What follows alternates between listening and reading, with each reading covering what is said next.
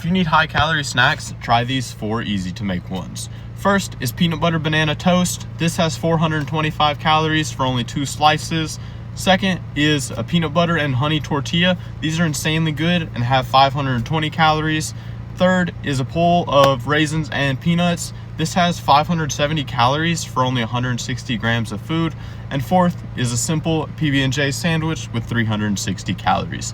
All of these are super easy to make and you can take them on the go. Try them out.